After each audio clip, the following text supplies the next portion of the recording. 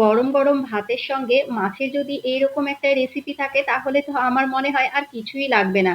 এতটাই ভালো হয় খেতে। একদম সিম্পল ভাবে বানিয়ে দেখাবো। এই ধনিয়া রুইটা খেতে কিন্তু ভীষণ ভালো হয়। তো কিভাবে বানিয়েছিলাম চলুন দেখাই। ধনিয়া পাতা দিয়ে রুই মাছ বানানোর জন্য এখানে আমি বেশ কয়েক পিস মাছ নিয়ে নিয়েছি। মাছটাকে খুব ভালো মতো ধুয়ে নিয়ে পানিটা কিন্তু ঝরিয়ে নিতে হবে। এরপর মাছের মধ্যে দিয়ে দিলাম হাফ টেবিল চামচ লবণ, হলুদ গুঁড়ো হাফ টেবিল চামচ, লঙ্কার গুঁড়ো হাফ টেবিল চামচ। এবার খুব ভালো মতো করে মাখিয়ে নিতে হবে মাছের গায়ে মশলাগুলো। খুব সুন্দর মতো মাখিয়ে আমি ওই ৪ থেকে ৫ মিনিট মতো রেখে দিয়েছিলাম। আপনাদের হাতে যদি সময় থাকে তবে রেখে দেবেন। আর যদি হাতে একদমই সময় না থাকে তাহলে কিন্তু সঙ্গে সঙ্গে ভেজে নিতে পারেন। তবে আমি ৪ থেকে ৫ মিনিট মতো একটু রেস্টে রেখেছিলাম। এইদিকে মাছগুলো ভেজে নেওয়ার জন্য একটা কড়াইয়ে পরিমাণ মতো সর্ষের তেল দিয়েছি। গরম তেলের মধ্যে কিন্তু মাছগুলোকে খুব ভালো মতো ভেজে নিতে হবে।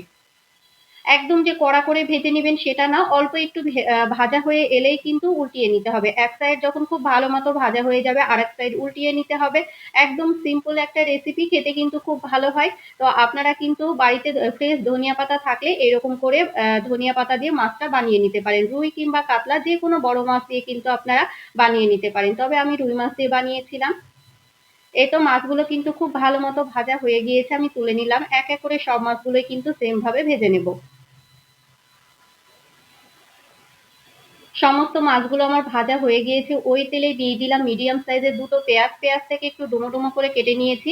কয়েক কোয়া রসুন দিলাম, মানে একটা রসুনের খোসাটা ছিঁড়ে নিয়েছি, আর কয়েক টুকরো আদা দিয়েছিলাম। পেঁয়াজ আর রসুনটাকে গ্যাসের আঁচটা হাই ফ্লেম করে দিয়ে খুব সুন্দর মতো ভেজে নিতে হবে। ৪ থেকে ৫টা মতো কাঁচা লঙ্কা দিয়েছিলাম।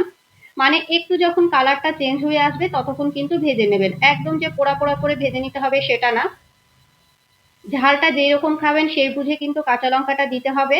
সমস্ত কিছু যখন খুব ভালো মতো ভাজা হয়ে যাবে নামানোর ঠিক আগ মুহূর্তে দিয়ে দিতে হবে বেশ অনেকটা পরিমাণে ধনিয়া পাতা। ধনিয়া পাতার পরিমাণ বেশি থাকলে কিন্তু ফ্লেভারটা খুব ভালো আসে আর খেতেও ভালো লাগে। তো ধনিয়া পাতাটা দিয়ে বেশিক্ষণ কিন্তু নেড়ে চেড়ে নেবেন না, ওই কয়েক সেকেন্ড নেড়ে চেড়ে নিলেই কিন্তু হয়ে যাবে। কিংবা আপনারা কাঁচা ধনিয়া পাতাটাও দিতে পারেন।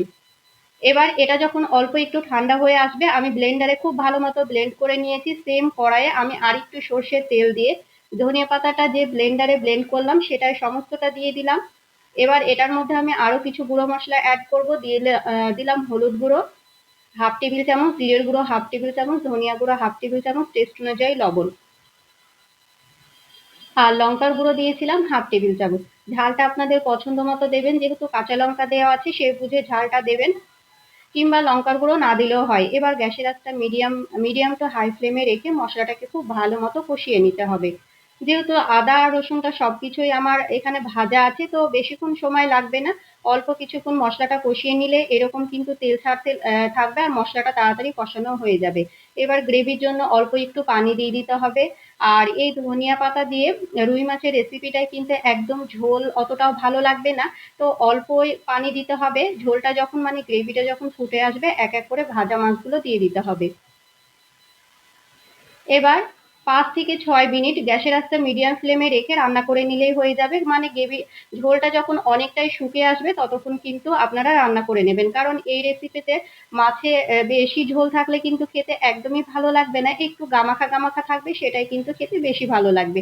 তো খুব ভালো মতো করে ফুটিয়ে নিতে হবে। দেখুন আমি কিন্তু খুব সুন্দর মতো করে ফুটিয়ে নিয়েছি। আর ঝোলটা কিন্তু অনেকটাই শুকিয়ে নেব।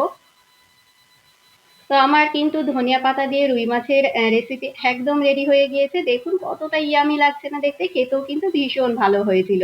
তো এরকম করে আপনারা কিন্তু বানিয়ে নিতে পারেন। গরম গরম ভাতের সঙ্গে মাছের একটা আইটেম থাকলে আর কিছুই লাগবে না মনে হয়। তো রেসিপিটা কেমন লাগলো অবশ্যই কমেন্ট করে জানাবেন।